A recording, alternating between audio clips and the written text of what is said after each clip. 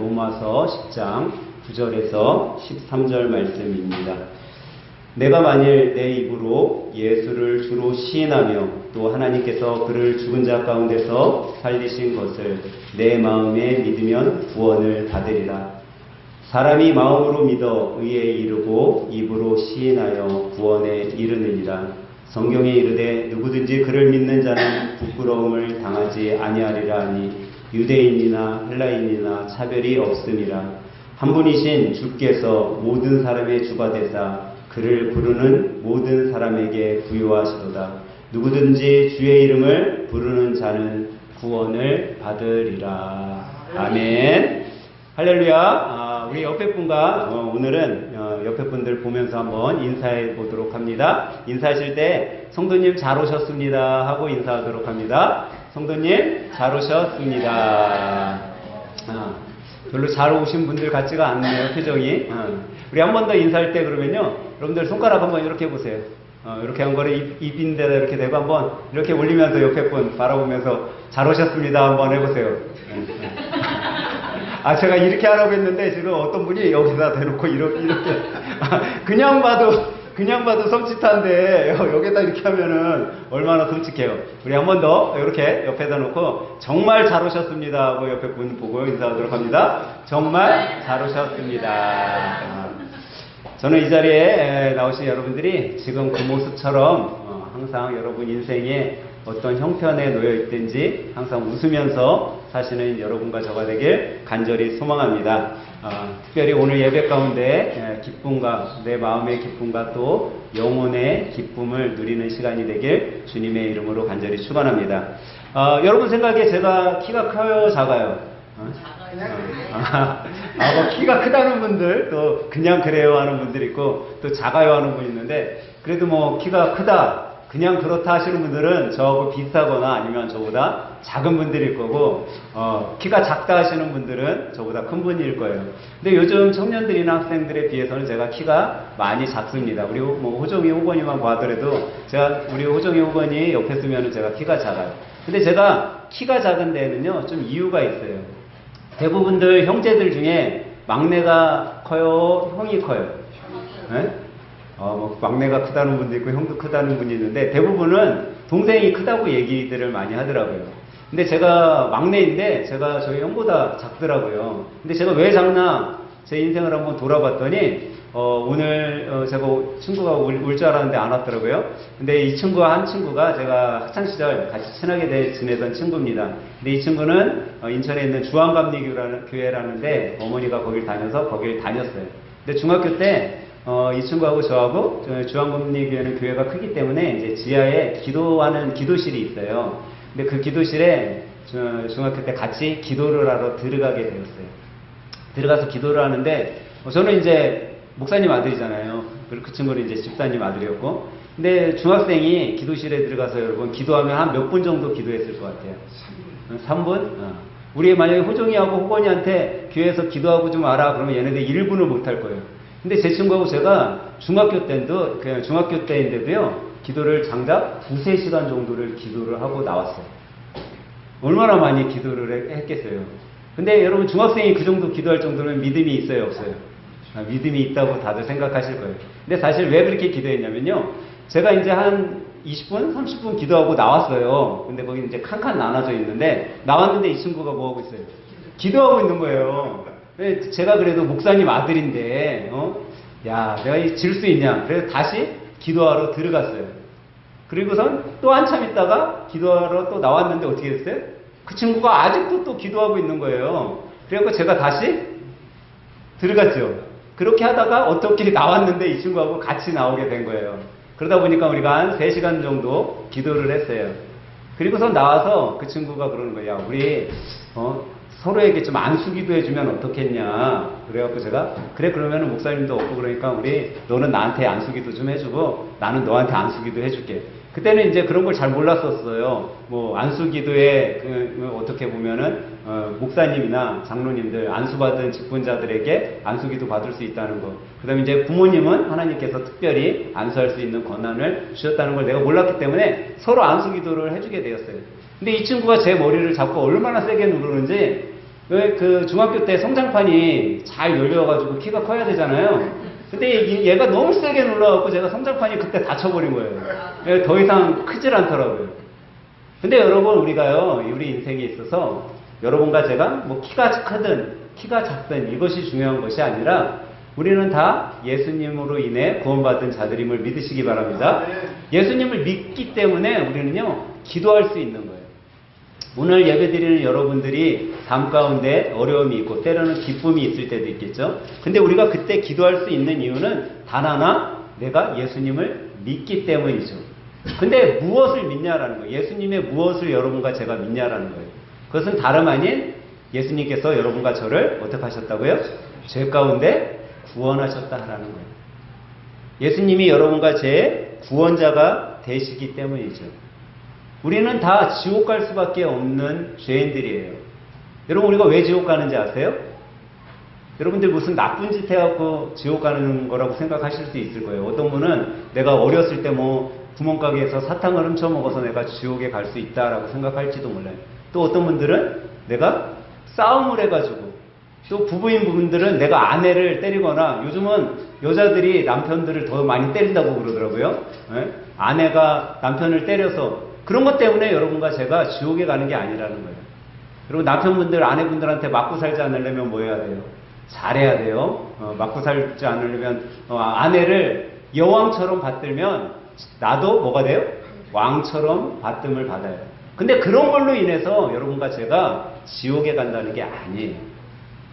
여러분과 제가 지옥에 가는 이유는 뭐 교회에 다니면서 11조를 떼어먹었어도, 아니면은 누구에게 나쁜 짓을 해서, 그렇다고 여러분 오늘서부터 집에 가셔갖고 야, 부부싸움도 해도 되는구나, 남의 거 훔쳐도 되고 남하고 싸워도 되는구나, 그러면은 안 돼요. 왜냐면 성경에는요, 분명히 여러분과 제가 천국에 가면 뭐가 있다고 했어요? 상급이 있다고 그랬어요. 상급은 우리가 이 세상에 사는 동안 여러분과 제가 살아가는 삶의 행동 때문에 받을 수 있는 거죠. 그러니까 어떤 분은 상급이 큰 분도 있을 테고, 어떤 분은 상급이 작은 분도 있을 거예요. 그는 내가 이 세상을 어떻게 의미 있게 살아가느냐에 따라 달라지겠죠. 구원하고는 상관없지만. 그러면 무엇 때문에 여러분과 제가 지옥에 가냐? 그것은 단 하나, 원죄라는 것 때문에 우리는 지옥에 가게 돼 있어요. 이 원죄는 뭐냐면요, 여러분들이 뭐 예수님을 믿는 분들은 잘 알고 계시겠지만, 믿지 않는 분들은 창세기에 보면 하나님이 천지 창조를 하세요. 이 천지 창조하고 처음으로 만든 사람의 이름이 뭐죠? 아담이라는 사람을 만들어요. 그리고 아담이 혼자 독처하는 것이 너무나 외로워 보이고 불쌍해 보여서 하나님이 그의 갈비뼈를 취해서 누구를 만들죠? 하와를 만들어요. 근데 이 아담과 하와가 하나님께서 명령하신 에덴 동산에 살 때 하나님이 다 누릴 수 있게 해주셨는데, 단 하나 선악을 알게 하는 과실나무는 먹지 말라라고 말씀하셨어요. 근데 그 죄를 범함으로 인해 그 죄가 우리에게 전가돼서 그 원죄 하나로 인해서 우리는 다 지옥에 가게 되었어요. 그 좀 여러분 생각에 불합리하다라고 생각되지 않으세요? 야, 내가 지은 죄도 아니고, 그것도 뭐 믿음의 조상이라고 하는 아담과 하와가 진 죄 때문에 내가 왜 지옥에 가야 돼? 근데 여러분 이렇게 한번 생각해 보시면 좋을 것 같아요. 여러분들이 만약에 미국의 호박씨를 한국에 갖다 심었다라고 생각해 보세요. 그럼 한국에서 뭐가 날까요? 뭐가 나요? 미국 호박씨를 한국에다 심었더니 비트코인이 막 쏟아져 나오겠어요? 그렇지 않잖아요. 뭐가 자라죠? 호박이 자라는 거예요. 만약에 대전에 있는 뭐 수박씨를 갖다가 인천에다가 심었다 할더라도 뭐가 자랄까요? 네? 수박씨가 자라는 거예요. 여러분, 이거 농사를 접은 분들은 잘 알 수 있는 이치예요. 우리 교회 옥상에 올라가면요, 텃밭이 있는데, 제가 이제 이쪽으로 교회를 옮기고 난 후에 교회 옥상에다 텃밭을 지금 심고 있어요. 근데 거기에 제가 아무리 맛있는 뭐 도마도 씨를 심어 놓고선, 야, 여기서 포도가 좀 열려야 되는데, 아무리 기도해도 거기서 뭐가 열릴까요? 토마토가 열리는 거예요. 우리는 이 이치에서 원죄의 의미를 조금 깨달을 수 있어요.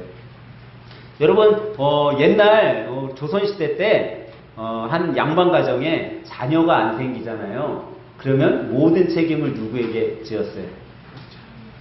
네? 여자에게 지었어요. 며느리에게. 왜? 자기 아들은 하나 잘못이 없어. 이것은 너가 잘못된 거야. 근데 성경에 보면요, 남자는 씨, 여자는 밭을 의미해주고 있어요. 그러면 씨가 잘못됐냐, 밭이 잘못됐냐에 우리가 의미를 좀 찾아보면 좋을 것 같아요.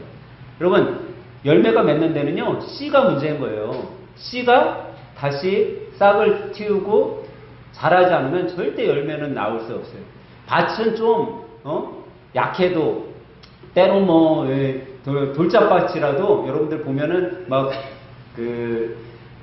뭐라고 하죠?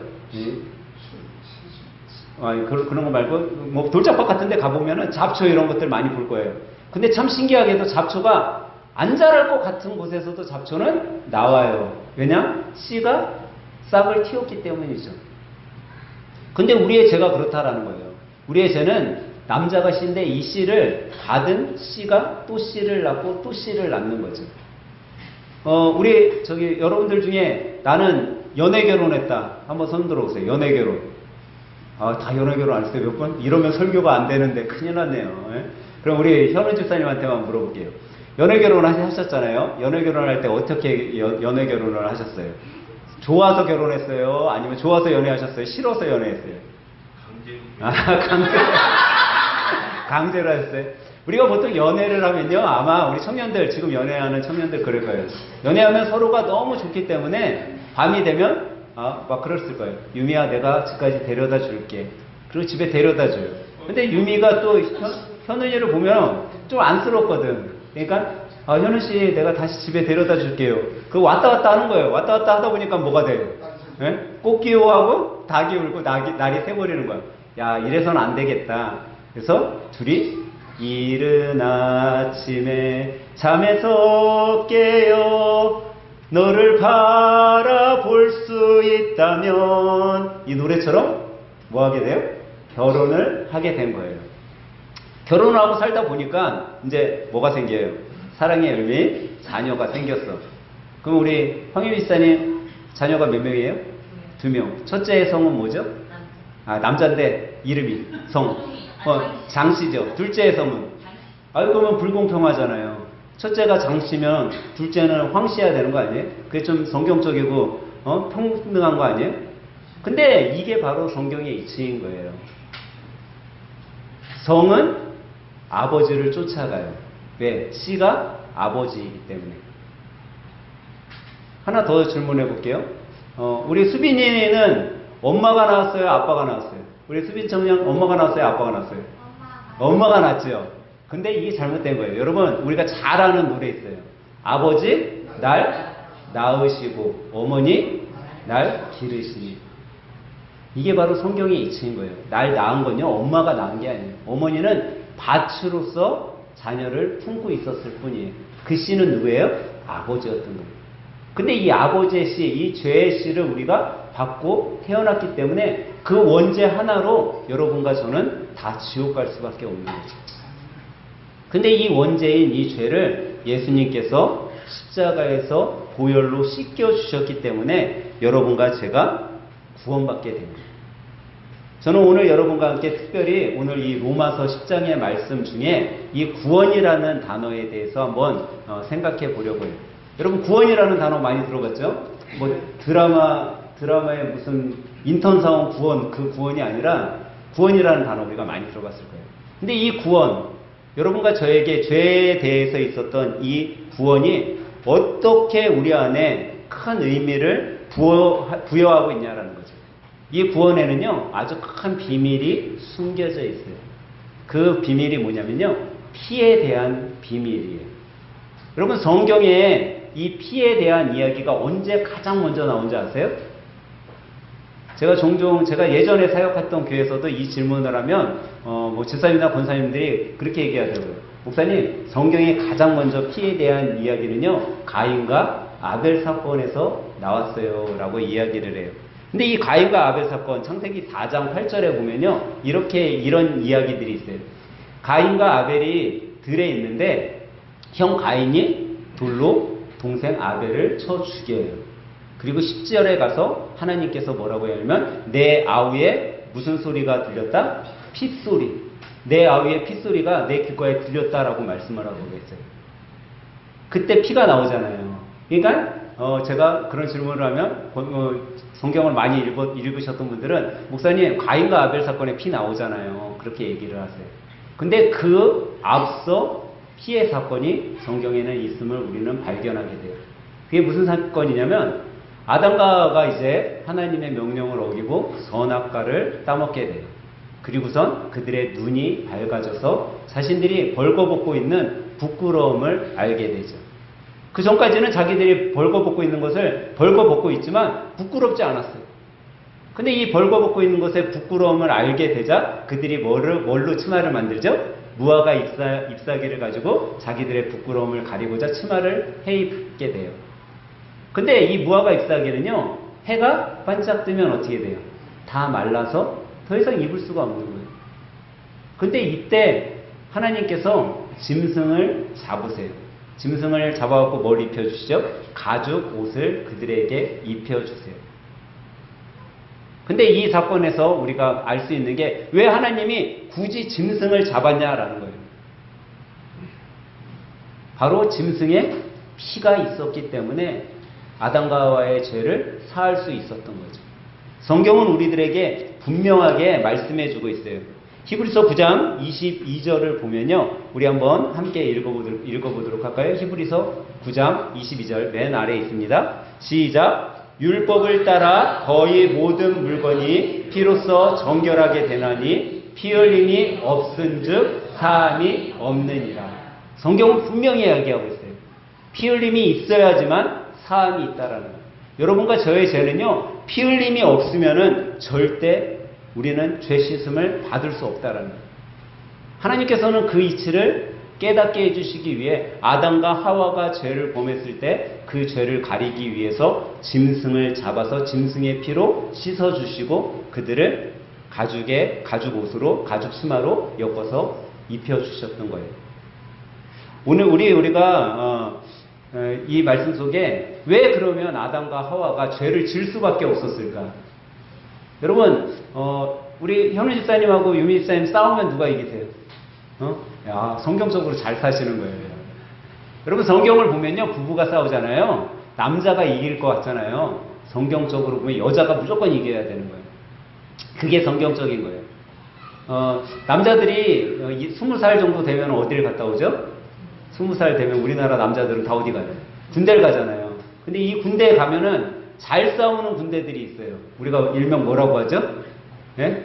백골부대, 또 해병대, 특전사 이런 데 보면 잘 싸운다고 그러잖아요. 뭔가 특별한 군인들이라고 그러잖아요. 근데 왜 그런 부대가 잘 싸우는 부대라고 소문이 나 있을까요? 왜 그럴까요? 이유는 단 하나, 훈련을 혹독하게 받기 때문에요. 타 부대보다 야, 우리 해병대는 정말 혹독하게 훈련받아 라는 그런 자부심이 있으니까 전쟁이 나도 다른 부대에 비해 잘 싸우는 거예요. 근데 여러분, 이 남자들이요, 제대를 하고 나서 이제 연애를 하고 결혼을 하게 돼요.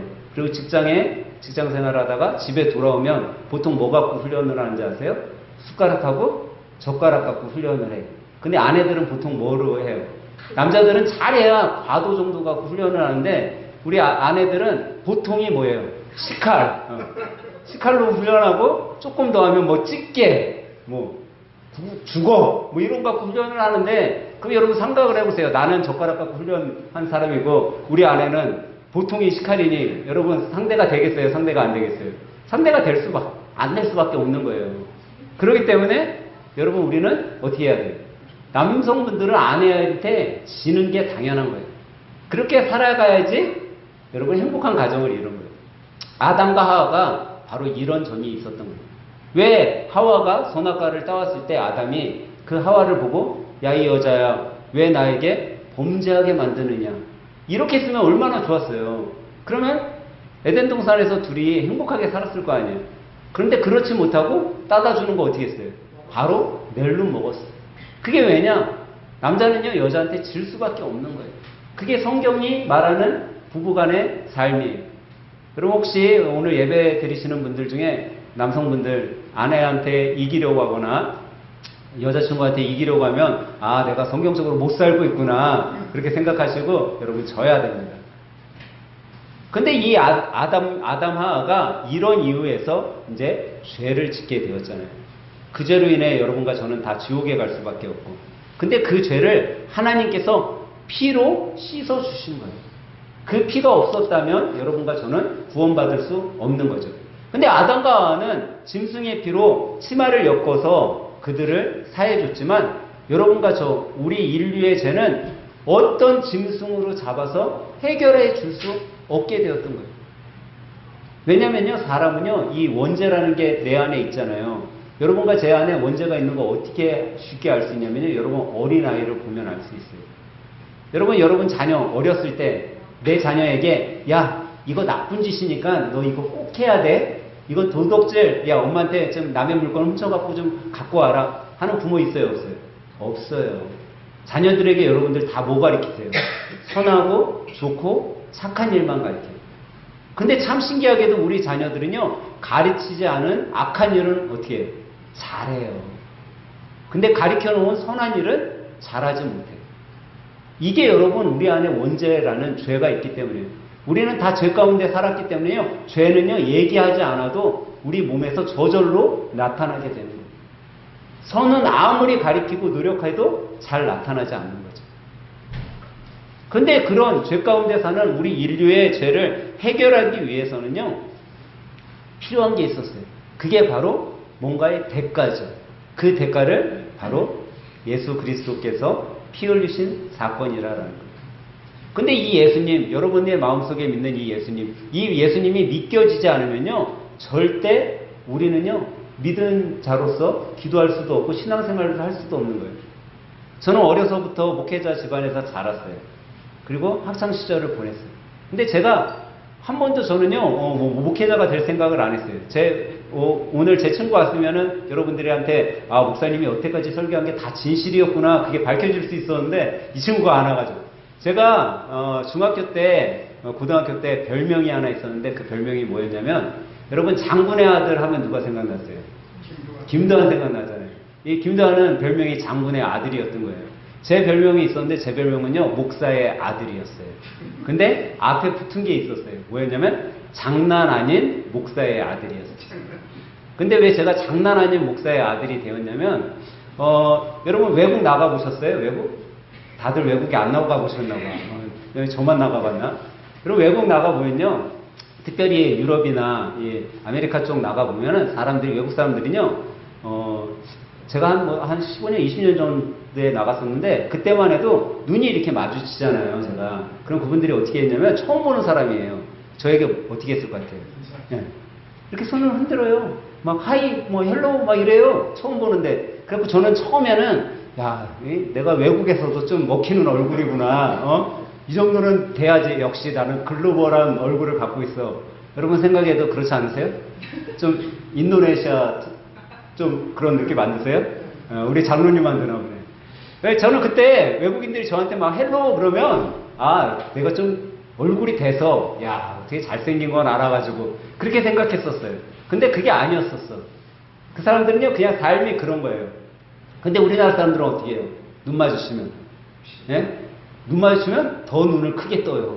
그 다음에 계속 쳐다보고 있으면 어떻게 해요? 옆으로 째려봐요. 제가 그걸 어저께도 느꼈어요. 어저께 식당에 이렇게 가는데 안에서 식사를 하고 계신 분이 있었어요. 근데 우리 현현 집사님이 지나가면서 그 안에 있는 사람을 쳐다봤어요. 그랬더니 그 사람이 쳐다보는 거야, 남자분이. 근데 이렇게 사람이 이렇게 지나가면은 대부분 어떻게 해요? 눈이 마주치거나 그러면 딴청하잖아요. 근데 그분이요, 식사를 이렇게 하다 눈이 딱 마주쳤는데 같이 이렇게 들고 이렇게 쫓아가는 거예요. 우리나라 사람들이 대부분 그렇다라는 거죠. 근데 제가 학창시절 때도 그랬었어요. 저를 쳐다보면 같이 눈을 부릅뜨고, 야, 너 나 째려봐? 한번 하자는 거야? 그리고 싸우는 거예요, 여러분. 제가 싸우면 여러분 이겼겠어요, 졌겠어요? 덩치도 작은데. 예? 졌으면 제가 말을 안 하죠. 이겼으니까. 근데 제가 이길 수밖에 없는 게, 제가 중학교 때서부터 친구하고 뭐 했어요? 기도할 정도로 믿음이 좋았잖아요. 그러니까 그때는 제가 무슨 믿음이 있었냐면, 성경에 보면 다윗과 골리앗의 전투가 나오잖아요. 다윗이 얼마나 했어요? 조금 했어요. 근데 골리앗하고 싸우면 누가 이겼어요? 다윗이 이겼죠. 제 마음속에 항상 그런 마음이 있는 거예요, 저는. 어려서부터 학창시절 때 친구들하고 싸우면요, 제가 그 친구들을 다 이겼어요. 그 정도 힘이 있었어요. 왜? 믿음으로 싸우니까. 근데 제가 그랬던 제가요, 주님을 고등학교에 돼서 제가 예수님을 인격적으로 만나는 사건이 일어나요. 제가 예수님을 인격적으로 만나기 전까지는요, 제 안에 화가 많았어요. 친구들이 저를, 모르는 친구가 저를 째려보면, 그래, 나하고 한번 하자는 거야? 하고 싸울 정도였어요. 근데 제가 그랬던 제가 예수님을 인격적으로 만나니까요, 누군가하고 눈이 마주치면 저도 모르게 그냥 흘러 들어오는 거예요. 저도 모르게 미소를 짓는 거예요. 우리나라 말에 웃는 얼굴에 뭐 못한다고요? 침 못 뱉는다라는 말이 있어요. 저는 오늘 예배드린 여러분들이 정말 예수님을 인격적으로 만날 수 있는 여러분들이 되시길 주님의 이름으로 간절히 축원합니다. 예수님을 인격적으로 만나게 되잖아요. 그러면 입술에서 나도 모르게 할렐루야 기쁨이 넘치는 거예요.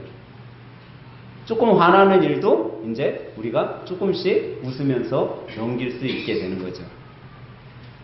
여러분들 오늘 말씀에 보면요, 로마서는 여러분과 저에게 구원에 대해서 특별히 말씀하고 있는데, 이 구원을 과연 여러분과 제가 어떻게 받을 수 있냐라는 거죠.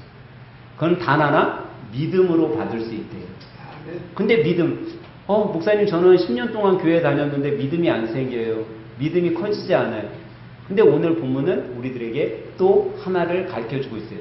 그 믿음이 어떻게 커질지.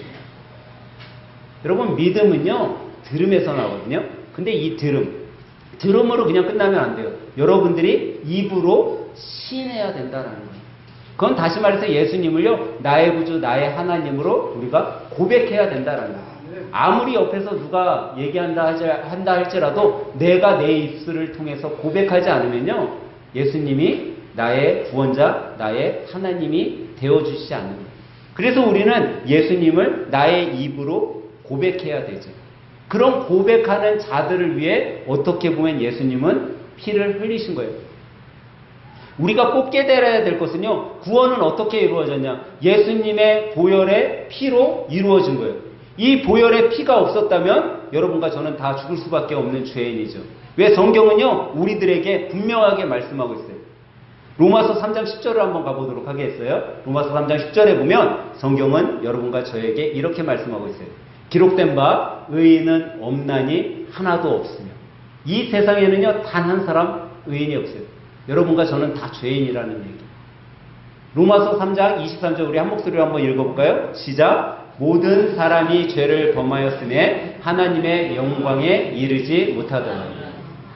여긴 단 한 사람, 누가 죄를 범했다고 하지 않아요.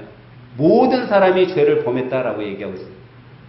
그 아래 우리 히브리서 9장 27절을 한번 한 목소리로 읽어보겠습니다. 한 번 죽는 것은 사람에게 정해진 것이요 그 후에는 심판이 있으리라. 여러분, 분명히 우리 삶에는요, 심판이 있다라는 거예요. 여러분, 우리가 살아있을 때 주님이 오시면요, 살아있을 때 심판받는 거예요. 여러분과 제가 죽잖아요. 죽고 난 후에 주님이 오시면요, 죽었던 자가 다시 살아난다라고 했어요. 안 믿는 사람들 그래요. 야, 어떻게 흙으로 다 변한 사람이 일어날 수가 있나? 성경에 보면요, 골고다의 마른 뼈들이 다시 살아나서 그들이 군대가 된 사건이 있어요. 여러분, 다 죽어갖고 백골이 된 그런 뼈다귀가 어떻게 사람으로 다시 살아나서 군대가 될 수 있냐라고요. 여러분, 그 사건이 믿어지는 순간 우리는 예수님의 보혈의 공로로, 보혈의 능력으로 구원받은 자가 될 수 있음을 믿으시기 바랍니다. 그렇기 때문에 우리는요, 이 구원에서 예수님의 보혈을 깨달아야 되는 거예요. 그 보혈이 깨닫기 시작되면 내 안에 믿음이 생기게 되는 거죠. 제가 종종 설교를 할 때 우리 교회 식구들에게 질문하는 것 중에 하나가 있어요. 여러분, 오늘도 한번 질문해 볼까요? 여러분, 한번 눈 감아보세요. 눈 감아보세요. 내가 예수님을 믿든 안 믿든 한번 내 안에, 나는 죽으면 정말 천국에 꼭 갈 것 같다. 나는 지금 죽어도 난 천국에 갈 것 같다. 한번 살짝 손 들어보세요. 손 내려보세요. 나는 죽으면 천국에 갈지 지옥에 갈지 잘 모르겠다. 나는 천당에 갈지 지옥에 갈지 잘 모르겠다. 한번 손 들어보세요. 손 내려보세요.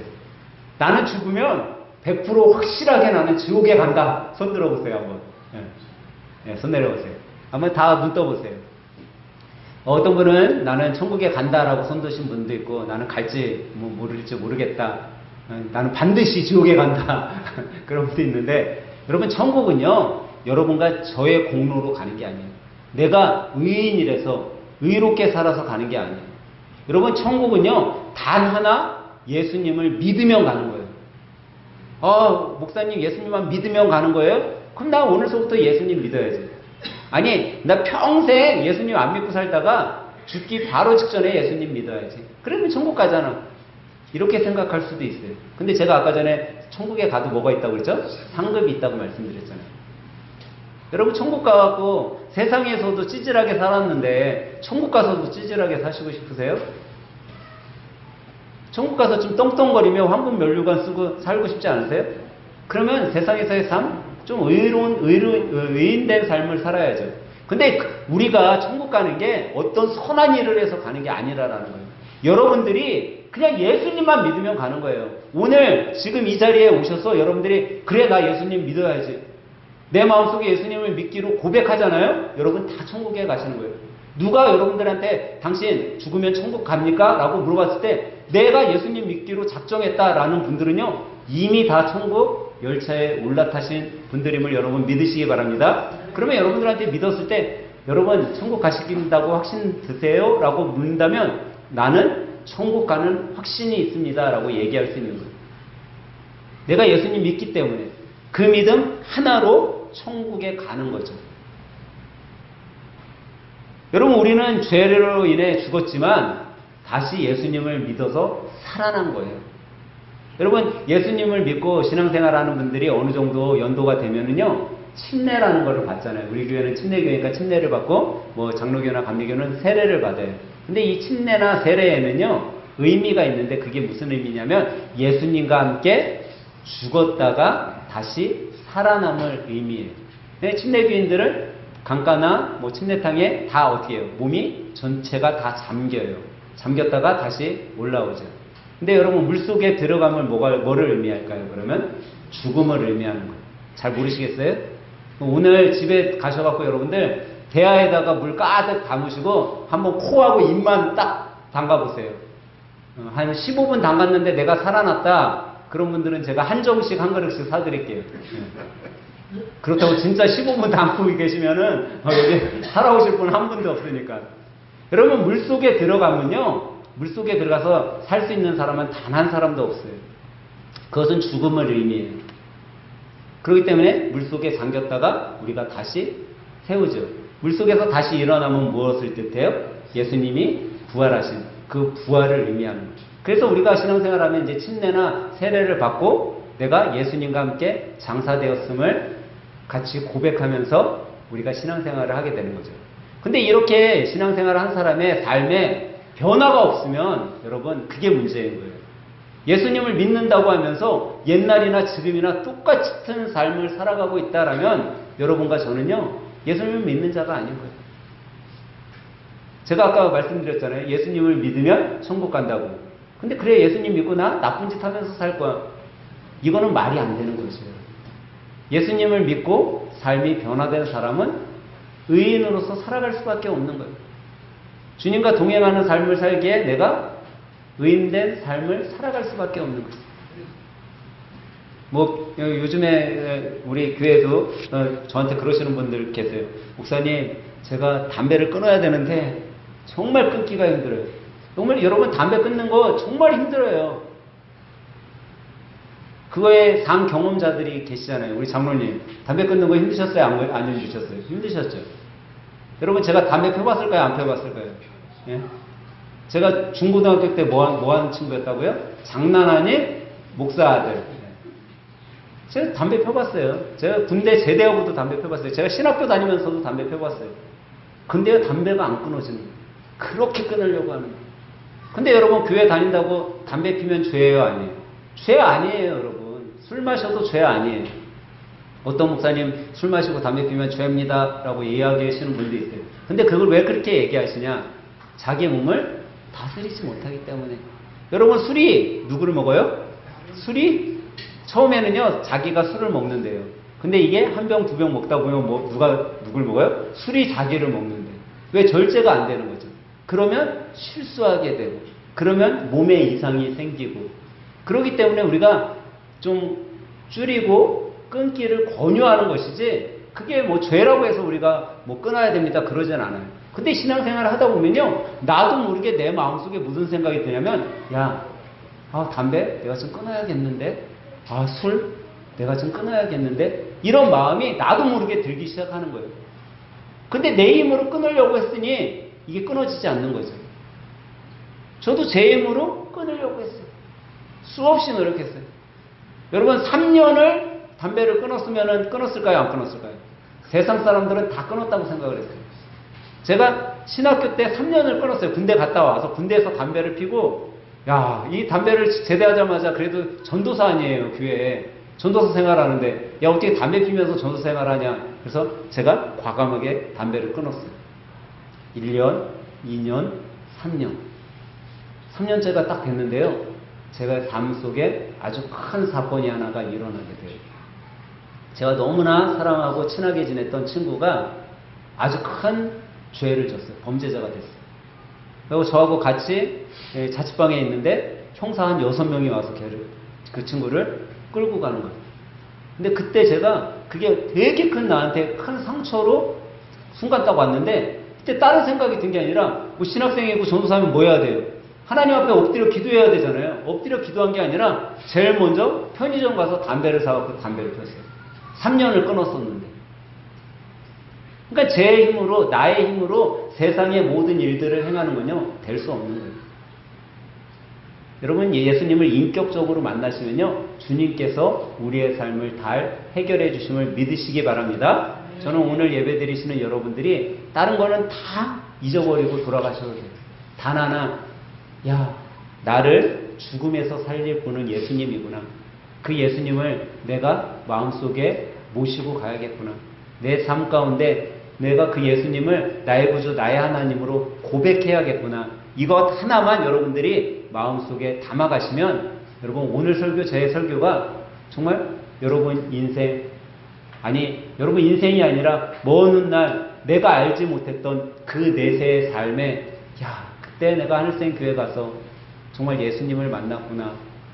그때 내가 만나지 않았으면 내가 이런 삶 몰랐을 텐데, 그런 경험을 여러분 인생 가운데 할 수 있는 그런 복된 시간이 되시길 간절히 축원합니다.